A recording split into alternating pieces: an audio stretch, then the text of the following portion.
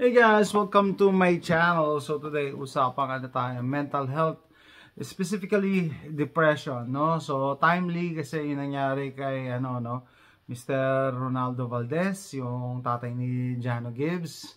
So recently, he passed away. And then initially, nagtataka yung mga tao, bakit police report? Ba't may involved na police report kung namatay lang? So later, we found out na nag-suicide pala siya. Okay, and then nagkaroon pa ng issue na yung crime scene na videohan and pinost online. Actually, hindi ko pa nakikita yung yung video, no. Pero na-iskandalo syempre yung yung namatayan, yung mga naiwan, no. Galit na galit sila.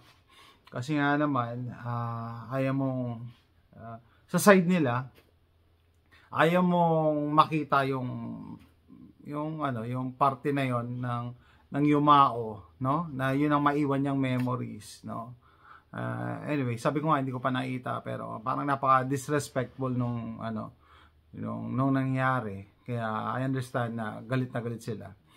Anyway, so sino mag-aakala na mag-usap lang tayo, wala akong script so free flowing lang ideas. Pasensya na kayo kung mag-stutter ako kasi kung ano lang nasa isip ko. And later, meron tayong nakita online, how to manage depression, 6 ways. Okay, so yan, sino mag-aakala na magsusuicide siya, ginamit niya yung barel, binaril niya yung sarili niya sa sentido, okay, sa temple, yan, sa temple. Sino mag-aakala na isang artista, na veteranong artista, pipiliin yung ganong exit, no? Yung mag-suicide. So, kahit pa paano, siguro may pera naman siya, di ba? May mga nagmamahal sa kanya, marami nakakilala sa kanya. As compared sa atin na, sabihin, wala tayong pera, na wala nakakilala sa atin, di ba? Konti lang followers natin, di ba? Compared sa kanya, dahil matagal na siya sa industriya. So, one might think na, uy, bakit siya ba't siya nag-suicide? Ganyan, mayaman na siya, artista siya. Kasi minsan, nakikita lang natin yung outside, no? So, kada tao, lahat tayo, meron tayong personal struggles na hindi naman natin binobroadcast, hindi naman natin pinopost sa Facebook, no? Hindi natin pinopost sa YouTube, no? Kasi personal yun di ba? Unlike yung iba naman, yung iba nagpo-post, lahat na lang pinopost sa mga social media accounts nila. Masyadong wala nang naiwan na privacy. May mga ganun din, no? Pero hindi lahat ganun. Kasi nga meron ako dating kasamahan na puti Sabi we don't want to see your dirty laundry, no? Yung mga bagay na walang gusto makakita ng ganyan, diba? Yung mga pangit na post. So hindi na natin yung mga pangit na nangyayari sa buhay natin, hindi na natin yan binobroadcast. Kasi minsan, mamaya pag na-overcome mo yung problema na yon, tapos na-broadcast mo na, hindi makakalimutan ng mga tao, di ba? Yung mga problema mo. Although may mga tao talaga, lahat binobroadcast. Sabi ultimo pagtae, binobroadcast, lahat na lang. No? Wala na talagang privacy, pero hindi yun normal. Hindi yun normal. Lahat ng attention yung mga ganon. Pero most of the time, majority sa mga normal na tao, hindi natin binobroadcast yung mga pangit na nangyayari sa buhay natin, yung mga negative na nangyayari sa buhay. Kasi ayaw natin i-celebrate Ayaw natin i-cherish yun Gusto nga natin matapos na yung problema Tapos gusto mo pa i-broadcast. And then, most of the time, ayaw natin ng kinakaawaan tayo. Nung, ngayon ba, this year ba ako nagkasakit? Yeah, March. Nagkasakit ako this year, di ba? Na-hospital ako. Hindi ako nag-vlog noon. Hindi ko rin minensyon sa vlog na inoperahan ako sa gallbladder. Ganyan. Halos naiyak na nga ako sa hospital noon kasi 1 week na ayaw pa akong palabasin Kasi hindi maganda daw yung result, hindi rin maganda yung lab ko. And then, 1 week talaga ako na hindi ako nakakita ng sabihin, hindi ako nasilayan ng araw. Nakatingin lang ako sa bintana. And lungkot talaga ako, naiyak talaga ako. Kasi akala ko, hindi na ako gagaling. Pero hindi ko binroadcast yun. Kasi ayaw kong kinakaawaan ako Ayaw ko nang kinakaawaan ako. So, hindi ko na vinlog yon, no? Yung mga ganong moments ng buhay ko, yung mga down ka, di ba? Anyway, so yun, balik tayo kay Mr. Ronaldo Valdez. Yun nga, no, hindi naman natin nakita yung mga personal struggles niya, yung personal niyang problema na hindi sinishare.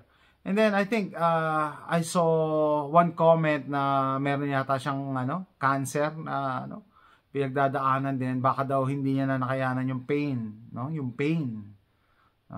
Abig sa inyo, dun sa swerte kayo kung hindi niyo pa na-experience mo hospital, pero nung tawag dito, share ko na lang din. Nung na-hospital nga ako, nung inoperahan ako this year, yung doktor, nagdadalaw isip pa akong palalabasin ako. 1 week na eh. Tapos, sabi nila, nung nirecheck daw nila yung loob ko, meron pa rin daw sila nakita na anomaly. So, binalik ulit ako sa OR. Naiyak talaga ako kasi sabi ko, kailan matatapos to? Pagka may sakit ka, tapos down na down ka, tapos walang kasiguraduhan kung ano mangyayari. Lalo na siguro kung nabigyan ka ng tanning na, wala ka ng pag-asa kasi may cancer ka, and so forth, kalat na. Lalo na siguro. So, dyan papasok talaga yung depression. So, guys, dun sa hindi pa nakaka-experience ng depression, maswerte kayo. Maswerte kayo. Kasi, it's not something na ilulook forward mo eh.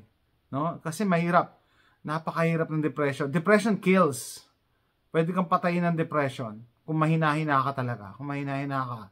So, mag-share na rin ako ng history ko with depression. So, kailan ba yun? Noong 2018, yan, nagsuffer ako ng depression after kong ma-heart attack, no? And nilagyan ako ng stent, ganyan. So, I know na share ko na to dati, pero very timely, no?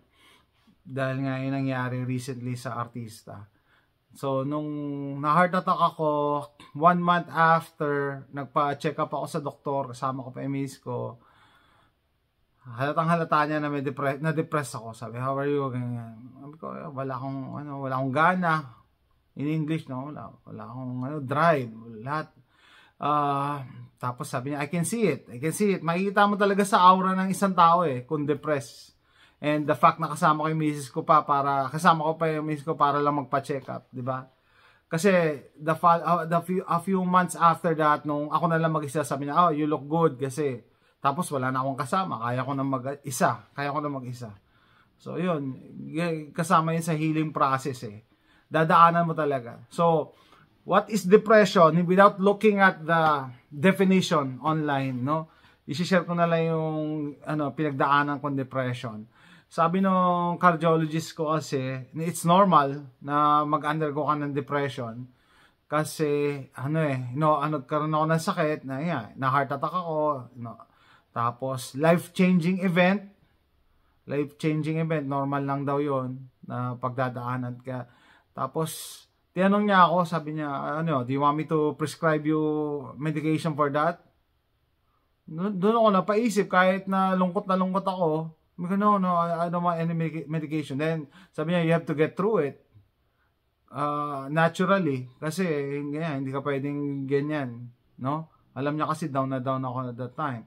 Kaya naman tumanggi ako ng medication kasi naisip ko yung repercussions afterwards. Like, every time na bumibili ako ng baril, nag-fill up ako ng background check. Kasama doon kung yung na-diagnose ka ng ganito, ganyan, or nagtitake ka ng medication. Ayokong baka sabihin nyo, para lang ganyan, hindi ka makakabili ng baril. Imagine niyo naging positive nga yun kasama yun sa kinonsider ko. Plus siguro, sabi ko, in the future, naisip ko yung future ko, na paano pag nagkaroon ako ng kaso, kasama yan sa sasabihin nila, yan, kaya pala nagkaroon ng kaso yan kasi meron siyang na depression, nag-take siya ng ganito, kaya baka naapektahan yung utak. So, naisip ko agad yun na, hindi, ayoko na medication. And then, when I got home, nag-research ako, how to get out of depression or how to fight depression. Okay? Napansin ko iba talaga Siguro yung mga anak ko, yung asawa ko, napansin din na depressed ako kasi palagi lang ako nakahiga. Palagi lang ako tulala. Tapos, kahit anong bigay nila, bilhin nila na ano, wala akong ka-expression, hindi ako natutuwa. Pagkain, wala akong gustong kainin. Para sa akin, pare-parehas lang sila. And para sa akin, wala. Para lang mabuhay. Kakain ka lang para mabuhay, hindi dahil masarap. Walang masarap na pagkain. Basta lang kakain ka lang, kailangan mo lang kasi kumain. No, konti lang. Pero hindi mo gusto talaga yung kumain. Kung pwede wag ka kumain, hindi ka kakain eh. Diba? Ganon. Walang pagkain masarap. Walang bagay na makakapagpasaya sa'yo. Kahit bilhan ka ng kung ano-ano. Wala. Ganon ang depression. No? Ganon yung pinagdaanan ko.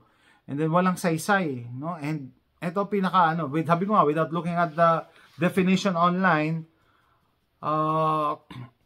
yung mga tipong kahit mamatay ka, wala kang pakialam. Wala kang pakialam. Or mamatay lahat ng nasa paligid mo, wala kang pakialam. Yun nga, ano ka, you're dead inside, wala kang pakialam. Kahit magkasakit ka, wala kang pakialam. Ganun ang depression. No? Kaya, I understand kung may mga tao na nagsusuicide, kasi pinagdaanan ko yan eh. Alam ko yung feeling nila na wala silang pakialam. Wala silang pakialam. Kahit anong mangyari sa kanila, anong maramdaman ng mga tao nakapaligid sa kanila. Ganon ang depression. Kasi ganon yung naramdaman ko eh. So, though I understand na kung bakit sila nag-suicide, I don't encourage. No? Kasi there is always a way para malampasan mo yan. And there's always a choice. Palagi may choice eh. Palagi may choice. Ano yun? Dumating nga yung point na napuno na yung misis ko, sabi niya, may choice kaya, ano ba, gusto mo naman maging malungkot habang buhay or ano, maging masaya ka. Yun, nainis na rin sa akin kasi hindi niya alam gagawin niya. Ako naman, kasi ano yung sabihin, kasi binila niya na ako ano, palagi niya ako pinapasaya, pero wala akong expression.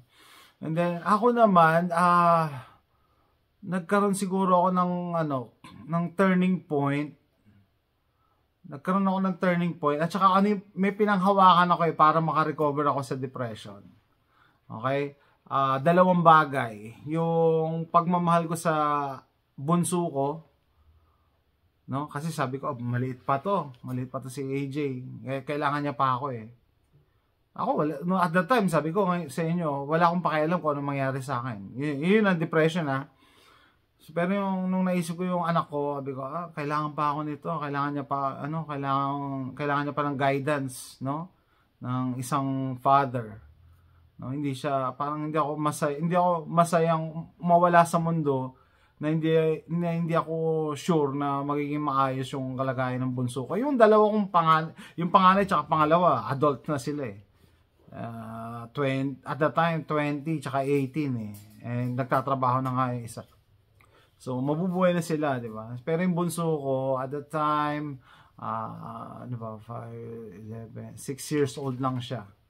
No, kaya bata pa at that time. Kaya yun. So, yun. Yung pagmamahal ko dun sa anak ko, baka sabihin niya, yung iba mong anak, hindi mo mahal. Hindi, mahal ko din. Kaso nga, yun yung nangangailangan pa sa akin eh. Kailangan pa niya ako eh. Doon ko na-realize, kailangan niya pa ako talaga. And then, yung takot ko sa Diyos siguro. Yun yung pangalawa. Takot ko sa Diyos. And syempre, being a Catholic, pinalaki tayo na, pag ikaw nag-suicide ka, hindi ka pupunta sa langit, mapupunta ka sa limbo, sa kawalan, no? Sa purgatorio, or what. Yun ang turo. Pero we don't know. I don't know kung totoo. Pero siguro, syempre, yung faith mo, yung faith ko, yun isa din sa nagligtas sa akin. Kasi kung wala akong paniniwala, di ba? Ang hirap makarecover.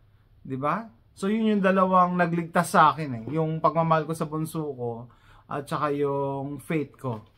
Yung paniniwala ko. Kung wala siguro akong faith, I don't know. Delikado. Pero I don't consider myself a religious person. Hindi ako makakatulad ng iba na nagbabasa, nangangaral ng Biblia. Hindi. Pero I am confident and I know my faith. And then masaya naman ako sa faith ko. So yun. Anyway, nag-research pa ako online, paano mo malampasan yung depression. Sabi, nung nabasa ko, kailangan manood ka ng mga nakakatawang pelikula. So, nanonood ako dito, nasa salas, no? Wala akong expect. Hindi ako natatawa talaga. Hindi kahit pilitin ko sarili ko. Kahit kilitiin ka, hindi ka matatawa pag depressed ka. Wala talaga eh. So, paano lalabanan ngayon yung depression? So, eto, kasama dito yung mga ko eh. So, sabi nga, depression is different for everybody. So, yung iba magmamatch sa inyo, yung iba hindi. Pero ito, nakita ko online. Nakarelate ako. No? Get enough sleep. Kailangan matulog. Kasi, yung brain natin, no? Kailangan din niya ng pahinga. Hindi ka pwedeng palaging gising na nagmumuni-muni.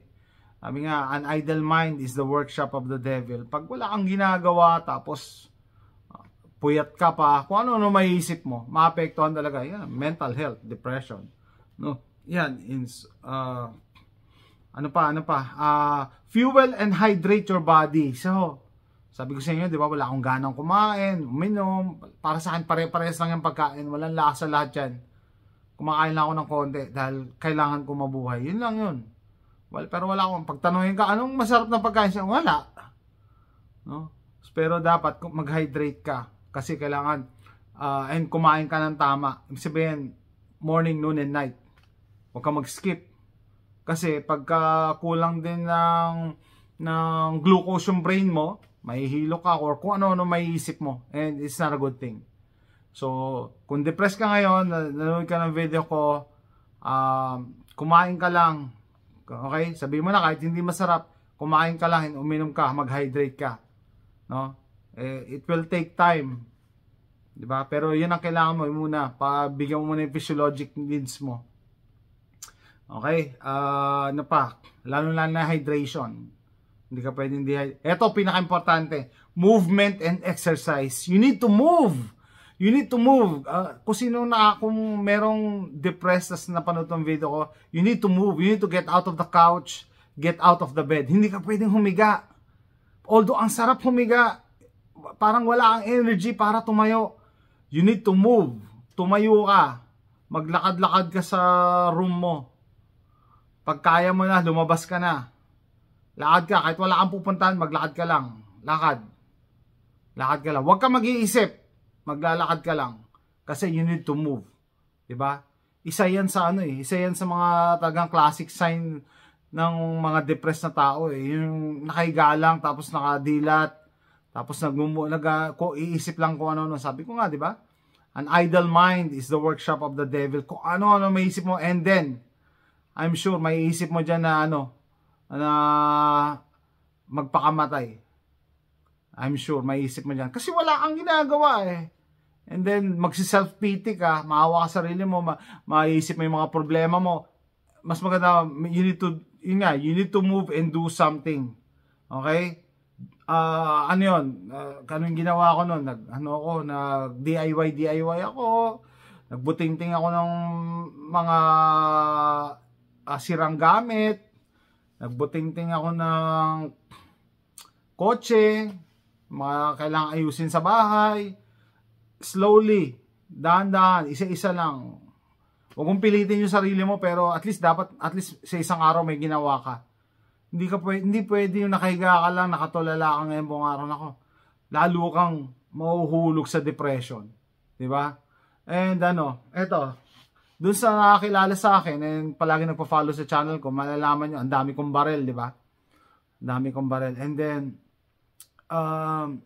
it's not true na just because available ang baril sa magsusuicide ka na. Yung mental health mo pa rin eh.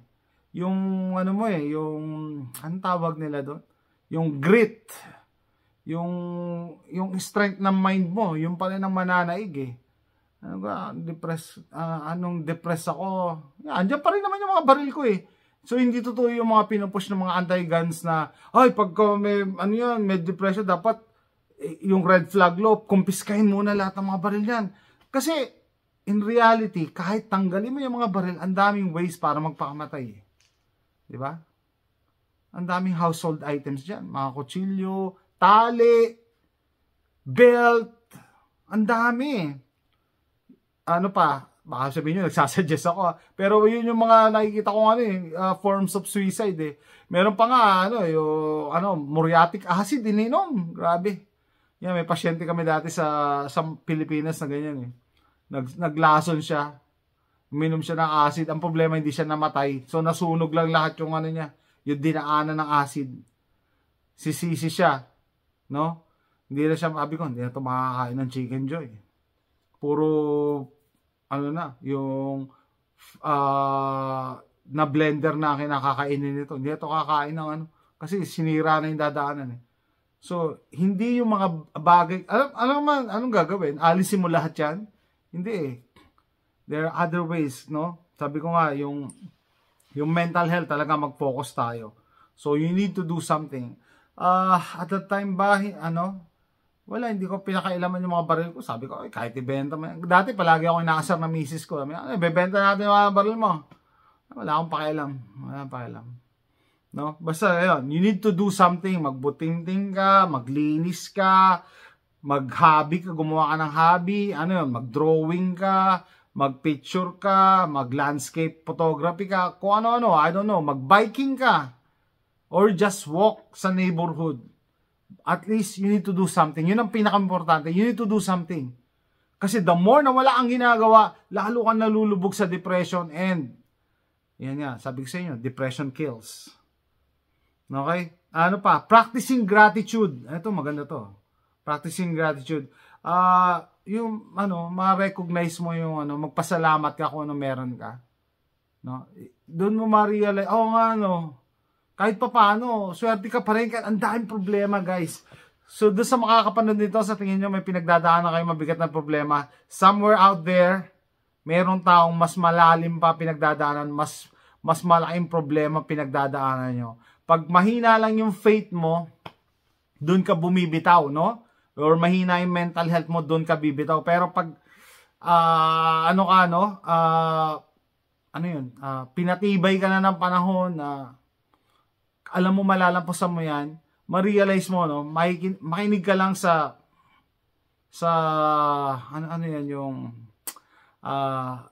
nature, because nature has its ways to correct itself. Minsan may problema tayo, hindi mo alam na yung solusyon, and later on, nakokorek yung problema na kahit wala kang ginagawa. Or may magagawin ka, pero at the present time, hindi pa pinapresent sa iyo yung solusyon. Alam mo yon? Alam nyo ba yun? Nakaka-relate kayo ng ganon? Nakakala mo wala ng solusyon sa problema to. Dumating na rin ako sa ganyan. And later on, you just need to, ang tawag doon, you just need to take your time, listen, kung anong sa'yo, sinasabi sa'yo ng Panginoon, no? You have to listen. Kasi at majority, no, at the moment, sabi mo, bakit nyo ako pinabayaan? Bakit ganito, binigyan nyo akong problema? Ganyan. At that time, hindi mo pa alam yung reason eh. Pero later on, masusolve yung problema mo, no? Huwag ka lang bibitaw. Yun na lang masasabi ko. Kasi ang dami ko ng instances na ganyan eh. Akala ko wala na solusyon to problema to. Hindi, meron din pala, no? Kaya nalampasan ko. Self-care. Okay? Self-care, importante. Maligo ka. Mag-deodorant ka, no? Mga depressed, hindi na nag-aahit, hindi naliligo, hindi nagde-deodorant, hindi nagtutoothbrush, hindi, kailangan mo pa rin maligo. Kasi iba yung effect nun sa body natin eh. Pag inalagaan mo yung sarili mo. Diba? Minsan nga ako, pagka, pangit yung araw ko, maligo na ako, minsan gumaganda na yung outlook ko eh. No? Nag-iiba na yung tingin mo sa mundo. No? Ganyan din pag depressed ka. Huwag kang ilang araw na hindi naliligo, nakahiga ka lang, maligo ka. Kahit pa paano makakatulong yan. And then, yung last nito, and then, hindi pa pala last, get outdoors, kailangan mo lumabas, kailangan mo maarawan. No, kailangan maarawan. Kaya, sa Canada, di ba, pag winter, usong-uso yung SADS, Seasonal Affective Disorder. No, dumadami yung mga namin nade-depress pagka winter kasi walang araw, hindi naaarawan. Thankful pa rin ako, no? Nandito ako sa Texas. Ang dami nagre-reklamo ng una. Ako rin nagre-reklamo. Sobrang init. Para lang tayo nasa Sariaya nito ah. Ang init pag summer eh. Pero i-compare mo, dali mo yung pumunta ka doon sa lugar na hindi umaaraw. Made-depress ka. Sure na yan. Kasi mayroon na statistics yan eh. Or proven na yan, no? Sabi nga nung nakilala ko sa Canada, pag winter, ang daming yung SADS, Seasonal Affective Disorder. Pag hindi naaarawan, hindi nakakalabas ng bahay, nade-depress. It's normal. Iba talaga pag may araw. Okay? So, you need to go out. No? Huwag ka pupunta sa mall, magpunta ka sa park. Magpunta ka sa park. No? Pag nagpunta ka sa mall, lalo ka lang maluluha sa presyo ng bilihin eh. Baka lalo ka lang madidepress, sabi mo, wala kang pera. Punta ka sa park, punta ka sa Luneta, maglakad-lakad ka lang doon. Ako minsan, isa sa mga paborito kong hobby, pag ako lumalabas, nasa Pilipinas pa ako, no? Maski naman ngayon, uupo lang ako sa isang spot, pinapanood ko lang yung mga tao. Inoobserbahan ko lang, titingnan ko kung mga personality ng mga yan, dumadaan sa harap ko. No, mga ganun. So, kayo, you have your own way kasi iba-iba naman tayo. Punta ka sa park, punta ka sa... Basta, kailangan mong lumabas. Hindi pwedeng nakapokus ka lang sa isang side ng bahay nyo. Or sa isang picture lang nung taong umiwan sa'yo. Hindi. Kailangan mo makakita ng ibang tao. Kailangan mo lumabas. And lastly, ito na yung nakita kong last, no? Next step, incorporating a few small, simple activities in your day may help you manage your depression. Try to take time to check in with yourself and identify what you can do to help boost your mood. Okay, para lang may checklist ka na ano sa tingin mo, ano kaya sa tingin ko pwede ko pa ma-improve tomorrow, no? Sorry, naglakad ako ngayon ng mga 100 steps. Bukas kaya ko mag 200 steps, mga ganon. Or bukas kaya may mamit ako ibang tao. Or mas maraming tao yung makita ko bukas. Or mas maging productive ako bukas kasi maayos ko na yung kitchen namin. Mga ganon. Kailangan mo magplano. Yun maging corporate ka. Para may looking forward ka for tomorrow. Diba? Kailangan meron kang iniisip na bukas. Kaya iba nagsusuicide kasi wala na silang pakialam, di ba? Kahit anong mangyari bukas. Pero dapat ikaw may pakialam ka kung anong mangyari sa iyo at saka yung mga tao, people around you. So, with that, tatapusin ko na yung video na ito, mahaba na. So, hopefully nag-enjoy kayo. No, usapang mental health, specifically depression. Mahaba na yung video pero feeling ko marami pa tayong pwedeng pag-usapan. No, siguro sa susunod. So, comment down below kung may iba kayong suggestions or naka-experience na ng depression. And tell us, share with us, paano nyo nalampasan. Thanks for watching. Bye.